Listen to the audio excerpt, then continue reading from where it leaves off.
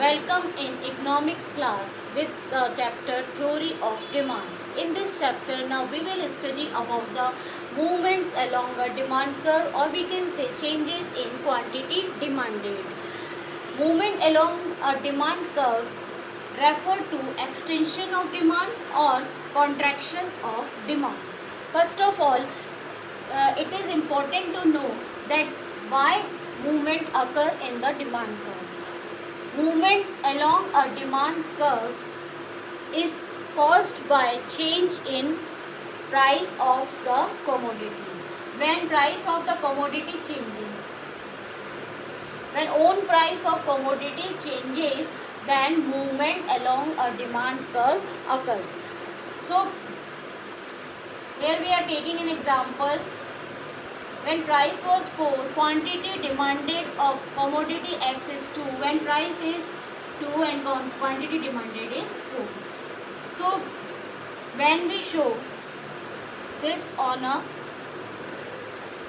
graph quantity, as you all know, we take on x-axis and on y-axis we present the price.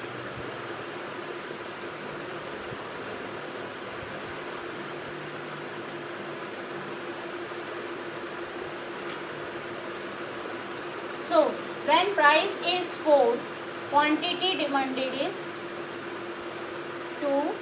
When price become 2, quantity demanded become 4. So we get a curve. This is the demand curve. TD is the demand curve. And you can see here, when price is 4, quantity demanded is 2, and price is 2, quantity demanded is 4.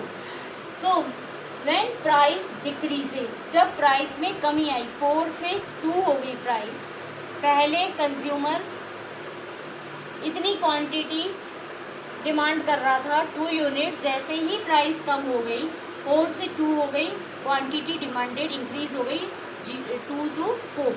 तो there is the extension of demand. आप देखिए यहाँ पर 2 से 4 क्या हो रहा है, this is called extension of demand. Extend हो रही है डिमांड, पहले इतनी डिमांड थी अब बढ़ करके इतनी हो गई. सिमिलरली इफ वी से when price increases from 2 to 4, अगर प्राइस 2 से 4 हो जाती है तो पहले क्वांटिटी डिमांडेड इतनी थी, अब कम हो करके इतनी हो गई. So there is the movement on the same demand curve, movement along a same demand curve, A to B, B to A से बी. अगर कंज्यूमर जाता है, डिमांड हमारी शिफ्ट होती है, डिमांड हमारी मूव करती है A to B, then there is the extension in demand. कम थी पहले, अब ज़्यादा हो गई, तो ए टू बी तो हो गया extension of demand.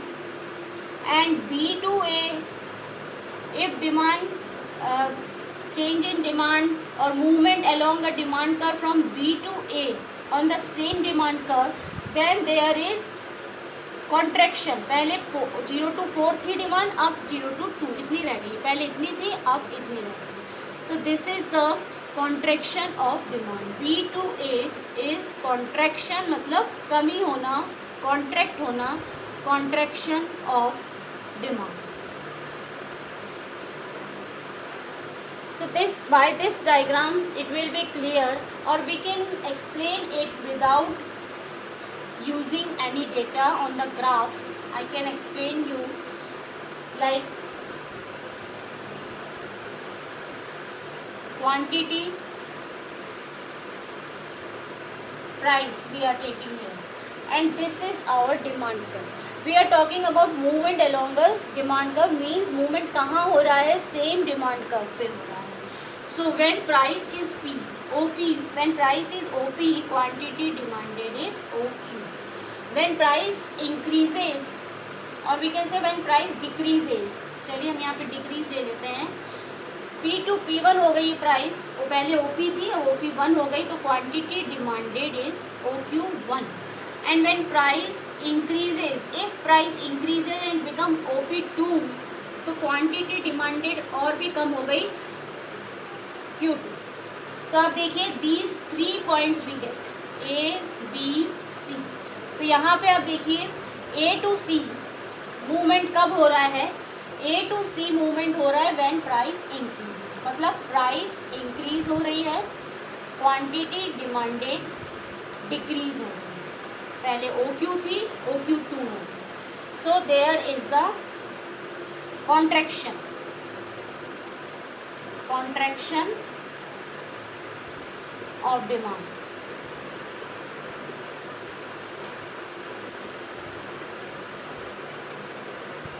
A to C and when price decreases, price जब OP से OP1 हो गई तो क्वांटिटी डिमांडेड हमारी इंक्रीज हो गई OQ से OQ1, तो quantity demanded increases and there is extension of demand from A to B। Movement हो रहा है सेम डिमांड कर्व पे, मूवमेंट हो रहा है। पहले कॉन्ट्रैक्शन में A to C मूवमेंट था और एक्सटेंशन में A to B मूवमेंट हो रहा है। Arrows are showing the movement along the same demand curve. DD is the demand curve. यहाँ पे हमने बताया किस तरह से प्राइस में चेंज होने से, प्राइस जब OP से OP2 हो गई तो यहाँ पर कॉन्ट्रैक्शन हो रहा है डिमांड का। When price decreases from OP to OP1 there is extension of demand. So this is the concept of movement along a demand curve. In this movement occur due to change in the price of the commodity, and when price of commodity changes then there is the situation of, this is the, पहले OQ पे था, OQ demand थी, OQ से OQ1 होते ही there is the extension of demand और OQ से OQ2 show कर रहा है contraction of demand. This is about the movement along a demand curve. So same demand curve पे दो तरह का मूवमेंट हो रहा है, कॉन्ट्रैक्शन हो रहा है, contraction of demand curve and extension of demand curve on the same demand curve. This is about the movement along the demand. Next is shift in demand curve. Shift in demand curve occurs due to change in other factors and its own price remain constant.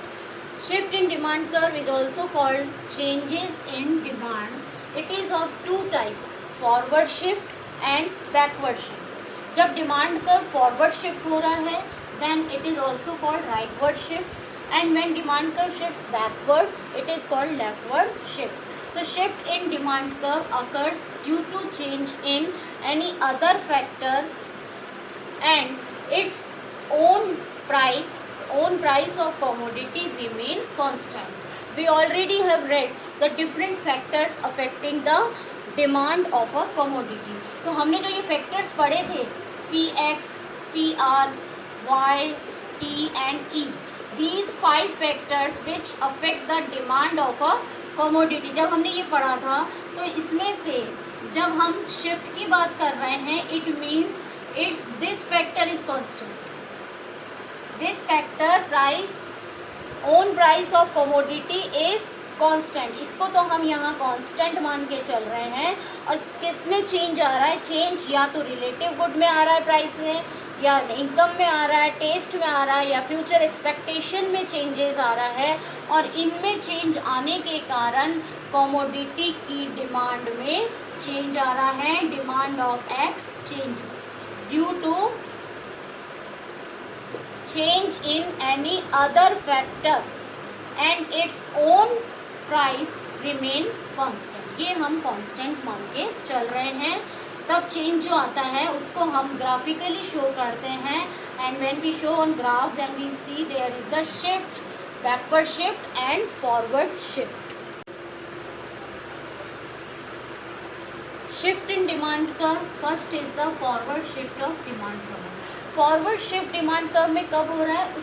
You can see this table. In this table it is given price of x is constant. अभी मैंने आपको बताया price Px तो constant बनी हुई है, change किस में आ रहा है, किसी और फैक्टर में आ रहा है, जो दूसरे डिटर्मिनेंट्स हैं डिमांड के, उनमें चेंज आ रहा है।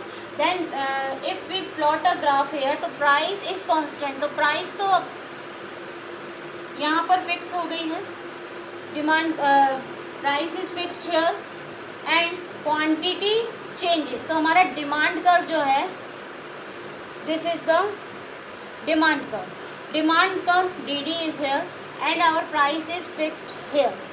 So when there is forward shift of demand curve जब फॉरवर्ड शिफ्ट हो रहा है, या हम इसको राइटवर्ड शिफ्ट भी कहते हैं, when demand curve is shifting rightward, dd से मान लीजिए बढ़ करके d1 हो गया। पहले प्राइस OP पर क्वांटिटी डिमांडेड OQ थी, clear. Now when demand curve shifts rightward और फॉरवर्ड, क्वांटिटी डिमांडेड इंक्रीज हो गई है OQ से बढ़ करके OQ1। पहले A O यहाँ तक थी demand OQ, now it become OB। तो A से B जो डिमांड कर्व शिफ्ट हो रहा है, and this is called increase in demand. जब राइटवर्ड शिफ्ट होता है demand curve, it is called increase in demand.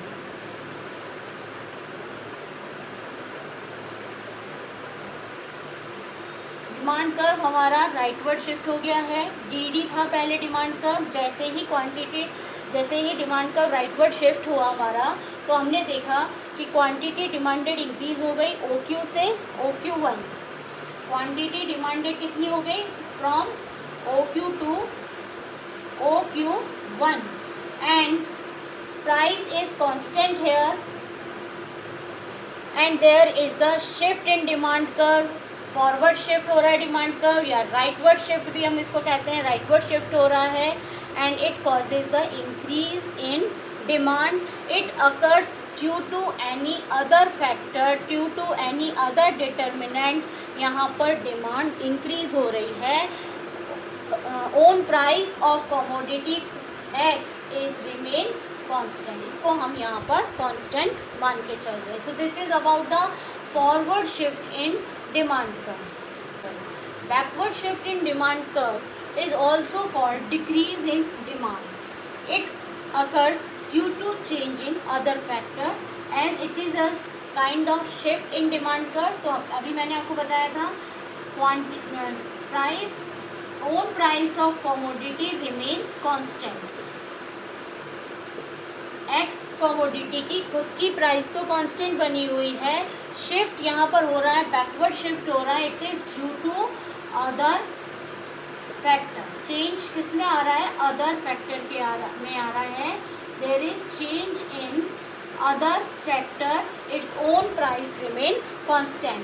So you can see in this table price is constant somewhere here. यहाँ पर मान लीजिए प्राइस कांस्टेंट हो गई है।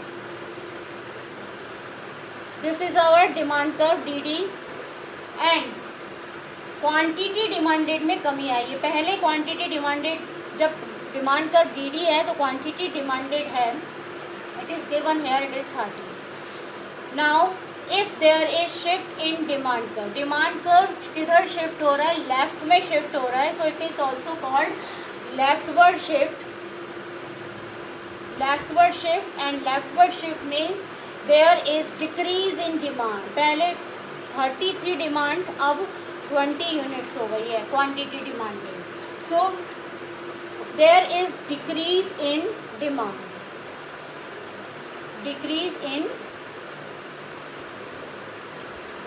डिमांड में कमी आ गई है।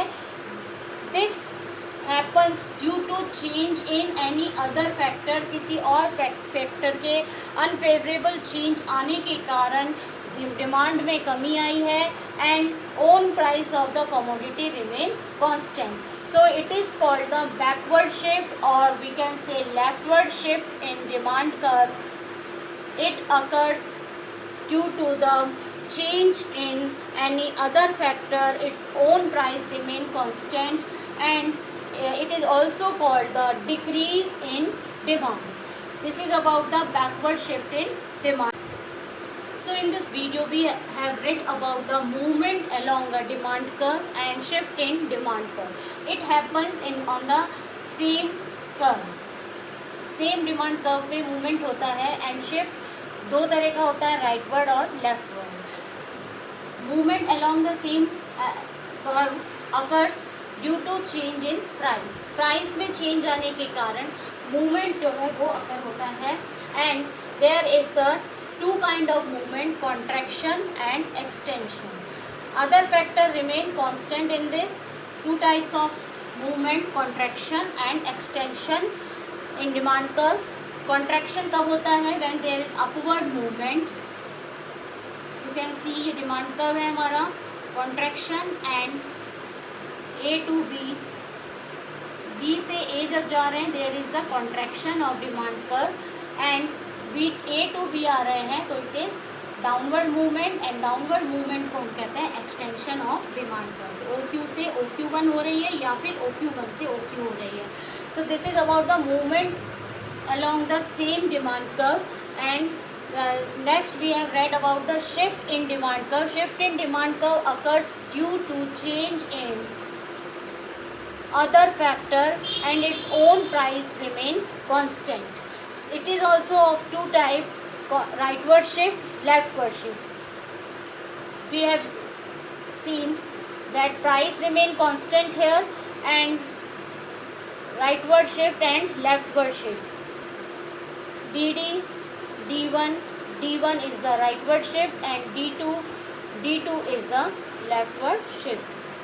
Increase in demand, A to B जो है that is increase in demand, rightward shift जब हो रहा है, और A to C is the decrease in demand when it is shifting leftward. So this is all about the movement along the demand curve and the shift in demand.